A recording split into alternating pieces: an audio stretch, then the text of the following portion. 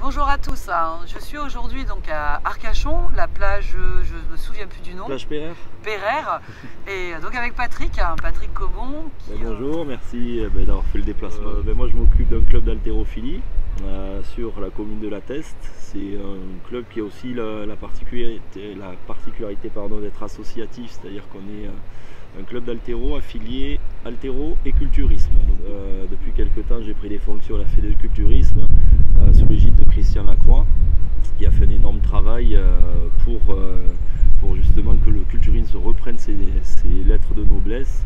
Et là on vient du coup de fusionner avec la force. La multitude de titres au final ne servait à rien, vous aviez 2-3 athlètes par plateau.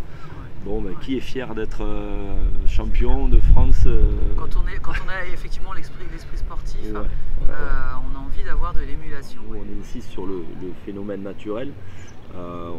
On est dans un sport, on sait très bien les dérives que ça peut qu'il peut y avoir, les dérives dopantes. Donc nous on va mettre en place toutes les méthodes de prévention pour que les gens arrivent à acquérir justement un travail, que ce soit physique mais aussi on va dire alimentaire.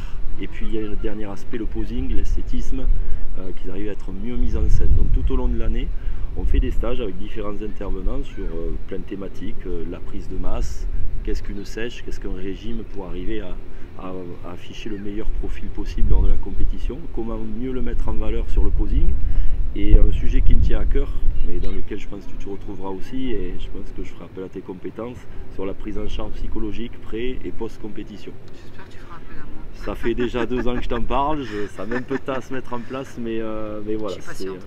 Bon, et je m'enrichis au fur et à mesure, donc c'est très bien finalement. Bon, voilà, c'est vraiment quelque chose qui me tient à cœur. Accompagner les athlètes, on s'aperçoit que certains vont légitimer leur pathologie à travers un régime, une boulimie, une anorexie.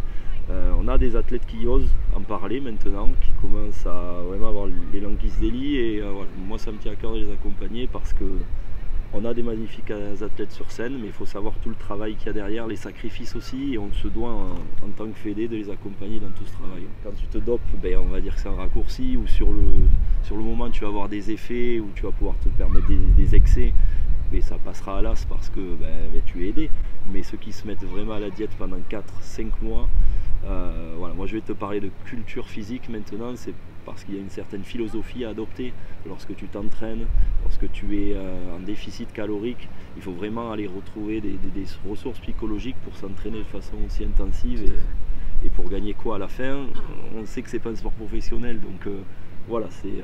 justement, c'est ce qu'il y a de plus beau. Ah ouais, j'ai d'autant plus de respect pour ces athlètes-là.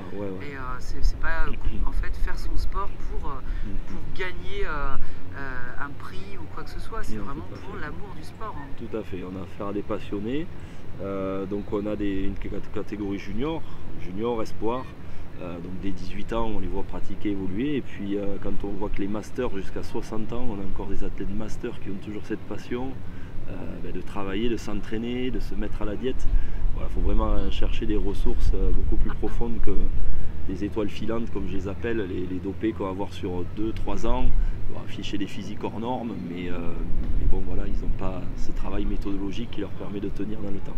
Qu'est-ce qui pousse toutes ces personnes à aller dedans quand en fait elles arrivent dans ce sport, admettons à l'âge de 30 ans? Chacun a ses motivations, tu as autant de motivations que d'athlètes, c'est vraiment personnel.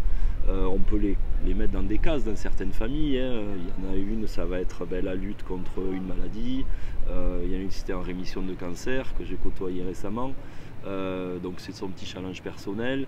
Il y en a un autre, ça va être un accident de la vie, un autre c'est un divorce, un autre c'est comme on parlait des pathologies d'anorexie. Certains mecs, ça va être la bigorexie, donc c'est une représentation du corps, il se voit toujours tout fin, tout maigre.